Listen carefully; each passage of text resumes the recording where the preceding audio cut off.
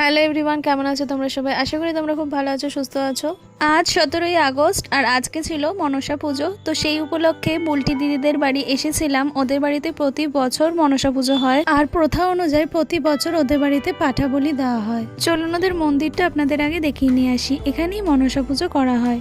তো পুজো কিন্তু সকালবেলায় হয়ে যায়। সকালবেলা যজ্ঞ হয়, পাঠা বলি হয়, সব সকালেই কমপ্লিট হয়ে যায়। যেহেতু আমরা সবাই কাজে যাই তাই সকালে কেউই আসতে পারি না। তাই আমরা তখন এসেছিলাম ওই সন্ধে, তখন 8টা সাড়ে 8টা হয়ে গেছিলো। যে যার কাজ থেকে তারপরে কাজ মিটিয়ে এসেছিল। ওদের বাড়ির এই মনসা পুজো কিন্তু খুব জাগ্রত এবং এই পুজো ওদের বাড়িতে অনেক বছর ধরে হয়ে আসছে। এই মনসা পুজোর দিনে আমরা সবাই একসঙ্গে হই আর অনেক অনেক গল্প করি, অনেক মজা করি, অনেক দিন পর সবার সাথে দেখাও হয়। তো সেদিন ওদের বাড়িতে বড়রা কেউ নয়, সব আমরা বোনরা দিদিরা যারা আছি তারাই সবাই ইনভাইটেড ছিলাম ওদের বাড়িতে। চলুন এবার যাই খাওয়া দাওয়ার পর্বতে। তখন প্রায় রাত 10টা সাড়ে 10টা বেজে গেছিল। তো আমরা গেছিলাম খেতে। তো মেনুতে ছিল ফ্রাইড রাইস, আলুর দম, পনির, মটন, চাটনি, পাঁপড় আর পায়েস। প্রতি বছরই আমি ওদের বাড়িতে যাই।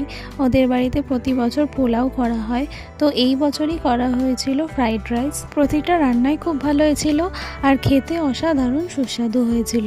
আর এখানে যা যা রান্না হয়েছে প্রত্যেকটা রান্নাই কিন্তু নিরামিষ ছিল, মানে কোনোটাতেই পেঁয়াজ আর রসুন দেওয়া ছিল না।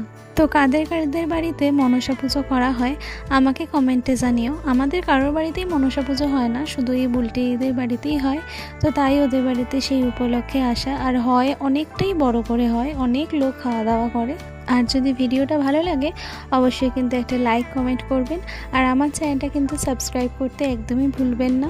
আজকের মতো এখানেই শেষ করলাম। সবার সাথে দেখা হবে আবার পরের একটা ব্লগে। সবাই ভালো থাকবেন, সুস্থ থাকবেন। জয় মা মনসা। টাটা।